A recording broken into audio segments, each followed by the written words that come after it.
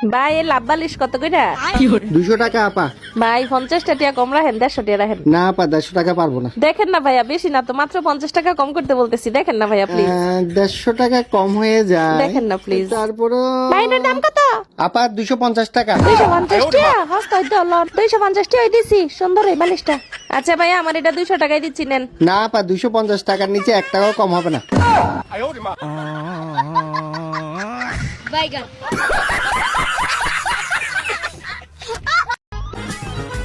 সারাদিন mobile mobile আর mobile.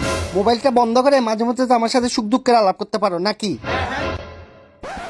আচ্ছা রেখে দিছি। তোমার ভাই ওই দিন ফোন দিছিল, ফোন দিয়ে বলতেছে ওরা বার্থডে করছে, আমার একটা দাওয়াত দিছে। আর তোমার বোন তো আমার দুই চোখে দেখতেই পারে না, আমি তো একে চোখের বিষ। আমি কি হ্যাঁ কোনোদিন কোনো কাজে আসছিলাম? কলেজা বুনা করে খাওয়াইছি, তারপরেও তোমাকে কারোর আপন হইতে পারি নাই, বুঝছো? থাক থাক, তুমি মোবাইল দেখো, আর তোমার কিছু বলতে হবে না। মোবাইল দেখো, মোবাইল দেখো। আরে মোবাইল দেখো না, আরে জ্বালা, মোবাইল দেখো।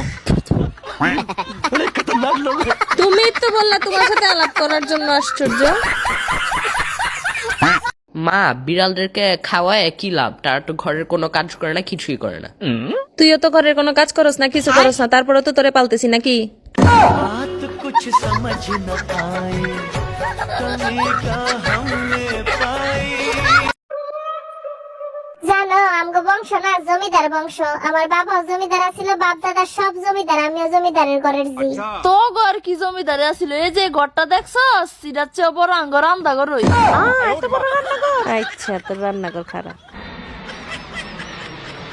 তোর রাজবাড়ি আর তোর রান্নাঘর এটি দেখার সময় আসলে আমার কাছে নাই। ওই দেখ আকাশে প্লেন নামতাছে, আমার বাবাই প্লেন ফাটাই দিছে। 1 কেজি আলু কিনা লয়ে যেতাম, যাক আলুটা কিনা বাসা দিয়াই পরে দিয়া মনে।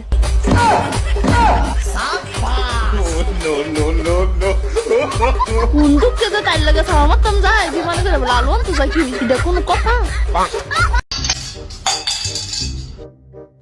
যাক বাচ্চা ঘুমাচ্ছে, ঘুম ভাঙে নাই। উফ, বড় বাচ্চা বেঁচে গেলাম।